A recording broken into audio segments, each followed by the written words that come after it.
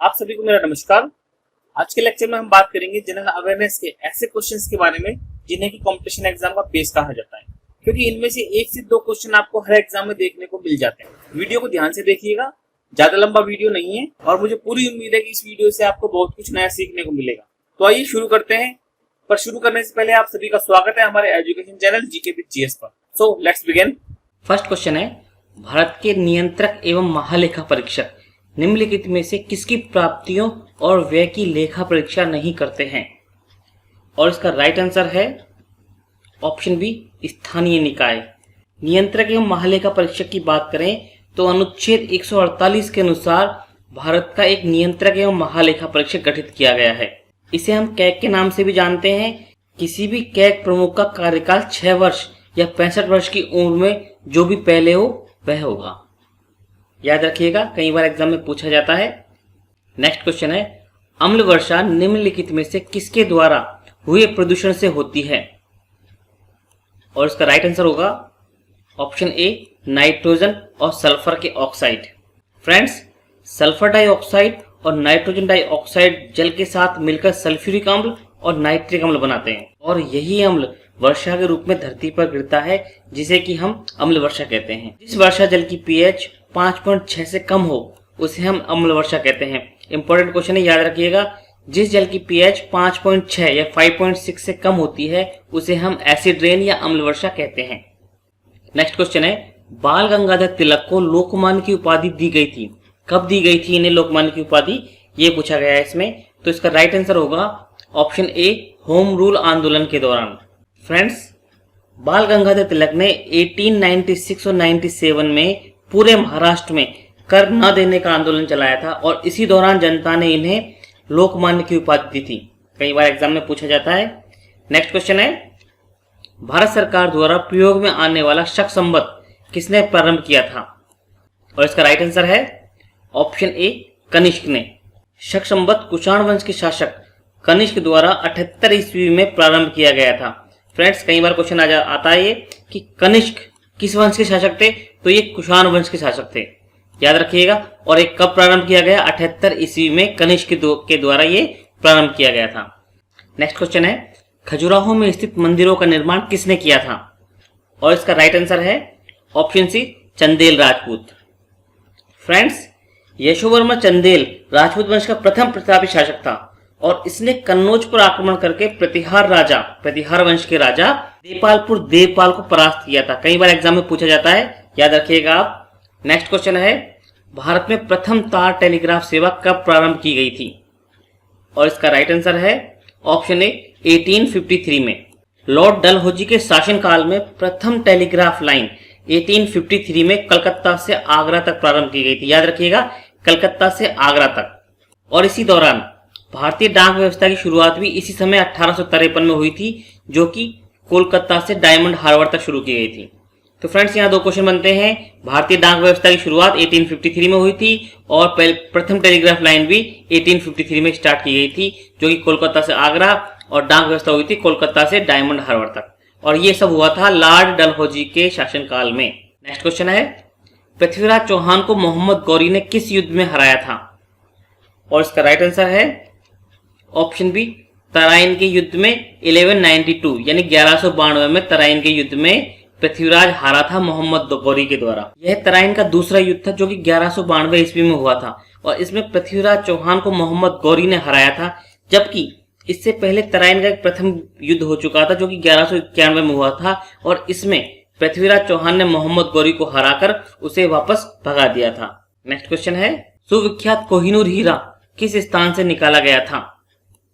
और इसका right answer है ऑप्शन बी, गोलकुंडा से। कोहिनूर हीरे के बारे में कई कहानियां प्रचलित है। इसे तेलंगाना के शासक प्रताप रुद्र देव ने अलाउद्दीन खिलजी के सेनापति मलिक काफूर को भेंट किया था और मलिक काफूर ने इसे अलाउद्दीन खिलजी को भेंट कर दिया। नेक्स्ट क्वेश्चन है, महात्मा गांधी के जेल जाने के बाद नमक सत्याग्रह का नेतृत्व किसने किया था?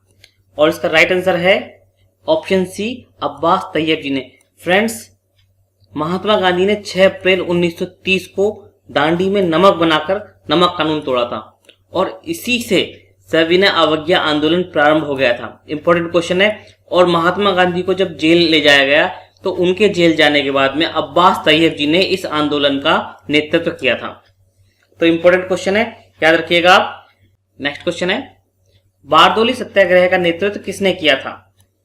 और इसका राइट आंसर है ऑप्शन सी, सरदार वल्लभ भाई पटेल ने। बारदोली सत्याग्रह एक किसान आंदोलन था जो कि 1927-28 में प्रारंभ हुआ था और इसका कारण था लगान में वृद्धि करना। और इस आंदोलन का नेतृत्व किया था सरदार वल्लभ भाई पटेल ने। और इसी आंदोलन के दौरान बारदोली की महिलाओं ने वल्लभ भाई पटेल को सरदार की उपाधि दी थी। कई बार एग्जाम में क्वेश्चन आता है, बहुत बार पूछा जाता है, तो बहुत ही इंपॉर्टेंट क्वेश्चन है एग्जाम के लिहाज से ये, तो आप इसे याद रखिएगा। नेक्स्ट क्वेश्चन पे चलते हैं। भारत में सही मायने में किसे स्थानीय स्वशासन का जनक कहा जाता है? और इसका राइट आंसर होगा ऑप्शन बी, लॉर्ड रिपन को। रिपन के शासनकाल में पहली बार प्रथम वार्षिक जनगणना प्रारंभ हुई थी 1881 में। इंपॉर्टेंट क्वेश्चन है ये। तो ये पहली जनगणना रिपन के शासनकाल में हुई थी भारत में 1881 में, और इसी के शासनकाल में वर्नाकुलर प्रेस एक्ट 1882 में समाप्त किया गया था। तो याद रखिएगा, वर्नाकुलर प्रेस एक्ट 1882 में समाप्त हुआ था। और रिपन को ही भारत का सर्वाधिक लोकप्रिय गवर्नर माना जाता है। कई बार एग्जाम में क्वेश्चन आता है कि भारत का सर्वाधिक लोकप्रिय गवर्नर जनरल कौन है, तो रिपन को सर्वाधिक लोकप्रिय गवर्नर जनरल माना जाता है। इंपॉर्टेंट क्वेश्चन है, कई क्वेश्चन बनते हैं यहाँ पर। नेक्स्ट क्वेश्चन है, निम्नलिखित में से प्रसिद्ध वायलिन वादक कौन है? और इसका राइट आंसर होगा यहाँ पर option A, professor PN Krishnan. Friends, PN Krishnan जो है एक वायलिन वादक है, काफी फेमस वायलिन वादक है ये। अब यहाँ बात करें सोनल मानसिंह क्या है, तो सोनल मानसिंह यहाँ पर शास्त्रीय नर्तक हैं। याद रखिएगा, सोनल मानसिंह एक शास्त्रीय नर्तक हैं। इसी तरह से हम बात करें परवीन सुल्ताना के बारे में, तो परवीन सुल्ताना एक गायिका हैं और इन्हें 30 वर्ष की उम्र में, याद रखिएगा, इन्हें 30 वर्ष की उम्र में पद्मश्री पुरस्कार से सम्मानित किया गया था। अगर इसी तरह से अमृता शेरगिल की बात की जाए, तो अमृता शेरगिल जो है एक प्रसिद्ध चित्रकार है। तो फ्रेंड्स, यहाँ कई क्वेश्चन कवर हो गए हैं। नेक्स्ट क्वेश्चन है, अंतर्राष्ट्रीय योग दिवस प्रतिवर्ष किस दिन मनाया जाता है? और इसका राइट आंसर होगा ऑप्शन डी, 21 जून को अंतर्राष्ट्रीय योग दिवस मनाया जाता है। संयुक्त राष्ट्र ने 11 दिसंबर 2014 को, याद रखिए 11 दिसंबर 2014 को 21 जून को विश्व योग दिवस के रूप में मनाने की घोषणा की थी। कई बार ये क्वेश्चन आता है कि 21 जून को योग दिवस मनाने की घोषणा कब की गई थी, तो 11 दिसंबर 2014 को ये घोषणा हुई थी, याद रखिएगा आप। नेक्स्ट क्वेश्चन है, संयुक्त राष्ट्र की सुरक्षा परिषद की 10 अस्थायी सदस्यों का कार्यकाल कितना होता है? फ्रेंड्स, संयुक्त राष्ट्र के सुरक्षा परिषद में कुल 15 सदस्य होते हैं, जिनमें से 5 स्थायी होते हैं और 10 अस्थायी होते हैं। तो जो 10 अस्थायी चुने जाते हैं, ये कितने समय के लिए चुने जाते हैं? तो इसका राइट आंसर है ऑप्शन डी, 2 वर्ष के लिए। तो राष्ट्रीय सुरक्षा परिषद के 10 अस्थायी सदस्यों को उनके क्षेत्रीय आधार पर 2 वर्ष के कार्यकाल के लिए निर्वाचित किया जाता है। नेक्स्ट क्वेश्चन है, निम्नलिखित में से किसको विश्व बैंक भी कहा जाता है? और इसका राइट आंसर है ऑप्शन बी, अंतरराष्ट्रीय पुनर्निर्माण एवं विकास बैंक। ये विश्व बैंक का पूरा नाम है। फ्रेंड्स, अगर विश्व बैंक की बात की जाए तो विश्व बैंक का कार्य क्या है, तो ये संस्था मध्यम आय वाले विकासशील देशों को लोन प्रदान करती है। अगर हम विश्व बैंक के मुख्यालय की बात करें तो विश्व बैंक का मुख्यालय अमेरिका की राजधानी वॉशिंगटन डीसी में है। याद रखिएगा आप, विश्व बैंक का मुख्यालय वॉशिंगटन डीसी में है। फ्रेंड्स, अब बारी है आपके लिए एक सरप्राइज टेस्ट की, और टेस्ट का क्वेश्चन है आपके सामने, वर्नाकुलर प्रेस एक्ट कब समाप्त कर दिया गया था? फ्रेंड्स, इस क्वेश्चन का आंसर आपको कमेंट बॉक्स में कमेंट करके देना है, और साथ ही ये वीडियो पसंद आया हो तो इसे लाइक कर दें और हमारे चैनल को सब्सक्राइब कर लें।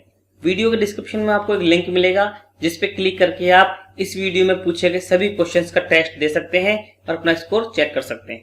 फ्रेंड्स, वीडियो को देखने के लिए आप सभी का बहुत बहुत धन्यवाद। तो इसी तरह के इंपॉर्टेंट क्वेश्चंस के साथ में मिलते हैं एक नई वीडियो में। तब तक टेक केयर, जय हिंद।